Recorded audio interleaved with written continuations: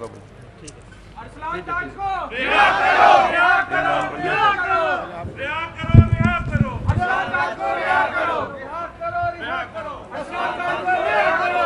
जो आज खान साहब ने रैली डिले की, यानी कि आज की जगह कल कर दी, ये दोबारा इस बात का सबूत है। हजारों लोग वहां खड़े हुए हैं, हजारों लोग पूरे मुल्क से वहां जमा हो गए और यहां से जा रहे हैं, अभी सिंध से भी जा रहे हैं, वहां सिंध के भी बहुत सारे लोग पहुंच गए हैं, कराची से भी आफ्ताब भाई की क़यादत में लोग आएंगे इंशाल्लाह एक आध दो दिन में। पूरे मुल्क से लोग वहां जमा है, लेकिन उन्होंने फिर भी रैली खुद ही रोक ली। क्यों? क्योंकि वो खून खराबा नहीं चाहते। जो कि पीडीएम और आसिफ जरदारी का मुंह बोला बेटा मोहसिन नकवी और वो फजलुर रहमान का दामाद जो वहां बैठा केपीके में गवर्नर बन के, ये चाहते हैं, ये इसलिए चाहते हैं कि इनको इस बात का इल्म है कि इलेक्शन हो गए, इनको मुंह की खानी पड़ेगी, इनको पोलिंग एजेंट तो छोड़े, इनको कैंडिडेट ही नहीं मिलेंगे पूरे। इंशाल्लाह इस सूबे में भी यही हाल होगा, आप फिक्र ना करें। ये अभी जो रियासत के इदारों के साथ मिलके रियासती दहशतगर्दी कर रहे हैं, यानी कि पुलिस और डीसी और कमिश्नर, ये आम लोगों को उठाना जो अरसलान गुम्मन के साथ सुबह हुआ है, ये रियासती दहशतगर्दी नहीं तो और क्या है। तो ये जब ये उतरेंगे ना कुर्सी से, फिर इनको समझ आएगी कि अवाम किस तरह इनको इलेक्शन में ये वोट मांगने जाएंगे, वहां से जूते इनको पड़ेंगे। गवर्नर ने तो खा लिए, इसके सूबे के हर वजीर को पड़ेंगे, ये तो बाहर नहीं निकल सकते। सैलाब में आपने देखा था। तो दोबारा हम सब मिल के शदीद अल्फाज में मजम्मत करते हैं जो यहाँ पे रियासती दहशतगर्दी पूरे सूबे में हो रही है। ख़ास तौर पर अरसलान गुम्मन की जो आज सुबह गिरफ्तारी हुई है उनके घर से।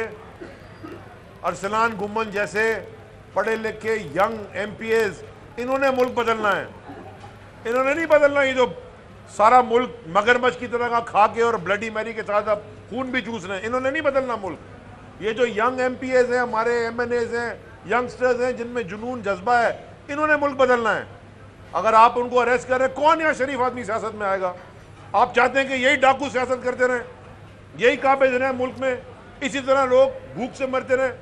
मैं आखिरी बात सिर्फ करना चाहता हूँ कि पूरे मुल्क में, मैं पूरा पाकिस्तान ख़ास तौर पे अब सिंध घूम रहा हूँ, ये क्योंकि अंदरूने सिंध मीडिया की इतनी पेनिट्रेशन नहीं है, मीडिया का गला घोटा जाता है, चोक किया जाता है, मीडिया को मार दिए जाते हैं। वो चांडियो साहब, आपके इमदाद चांडियो आपके साथ की, वो मुल्क छोड़ के चले गए बाहर क्योंकि उन्होंने एक्सपोज करना शुरू किया था। लेकिन मैं आपको ये बताना चाहता हूँ कि ये पूरे मुल्क में एक वाहिद सूबा है सिंध है जहाँ पे लोग भूख से मर रहे हैं, असल में मर रहे हैं। मैं भूखा आदमी, खाना नहीं मिला, बच्चे मर गए उसके भूख से। ये वाहिद सूबा है जहाँ लोग खुदकुशियां करने पे मजबूर हो गए हैं। ये वाहिद सूबा है जहाँ लोग प्यास से मर रहे हैं या गंदे पानी से मर रहे हैं। ये वाहिद सूबा है जहाँ लोग कुत्तों की काटने से मर रहे हैं। ये वाहिद सूबा है जहाँ पे एड्स फैल रही है। अभी फिगर्स आए, जैकाबाद, शिकारपुर, लड़काना के बाद वहां भी चले गई है। ये अभी खुर्रम ने परसों वीडियो ट्वीट की थी ठट्टा की सिविल अस्पताल की, वहां सैकड़ों एम्बुलेंसें खड़ी हुई हैं, अरबों रुपए की, वो ऐसी खड़ी हैं।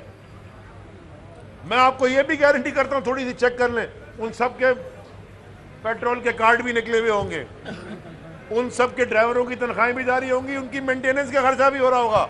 लेकिन ये जो चोर वजीर बैठे हैं, ये जो चोर बैठे हैं इस सूबे के ऊपर, इस मुल्क के ऊपर, ये उनके घरों में और उनके बच्चों में इस्तेमाल हो रहा होगा। आप लोग अरसलान ताज को रिहा करो, रिहा करो, रिहा करो, रिहा करो, रिहा करो, अरसलान ताज को रिहा करो, रिहा करो, रिहा करो, अरसलान ताज को रिहा करो, रिहा करो, रिहा करो, अरसलान ताज को रिहा करो। बिस्मिल्लाहिर्रहमानिर्रहीम। मैं पुरजोर अल्फाज में शदीद मजम्मत करता हूँ अरसलान ताज के अगवा की। ये एक नई रिवायत पड़ गई है। पहले गिरफ़्तार किया जाता था, एफआईआर होती थी, रिमांड होता था और उसके बाद गिरफ़्तार किया जाता था। अब ये अगवा की रिवायत पड़ती चली जा रही है। ये मुल्क आगे बढ़ने के बजाय तबाही की तरफ गामजन है। आज सुबह 5:45 बजे अरसलान के घर पे दीवारें फलांग के, दरवाजे खिड़कियां तोड़ के और उसको अगवा करके ले गए। सुबह से हमारा लॉयर डिपार्टमेंट, हम सब पूरा टाउन, तमाम कराची के हर थाने में गए हैं। हर थाने में जाके हमने मालूमात की हैं कि अरसलान ताज कहाँ है। अगर अरसलान ने कोई कसूर भी किया है तो उसका तरीक़ेकार होता है। अगर आपने उसे गिरफ्तार करना है तो प्रॉपर तरीके से प्रोसीजर के तहत गिरफ्तार करें। हमें पता होना चाहिए अरसलान की ज़िंदगी को शदीद ख़तरा लाहक हैं। हमें नहीं मालूम इस वक्त पूरी पीटीआई को कि वो कहाँ है और ये तरीक़ेकार क्या है। पूरी अवाम पाकिस्तान की ये पूछना चाहती है कि ये किस किस्म की घिनौनी हरकतें आप कब तक जारी और सारी रखेंगे। इससे आप अवाम की आवाज़ को नहीं दबा सकते। आपके ख़िलाफ़ नफ़रतें पैदा हो जाएंगी लोगों के दिलों में।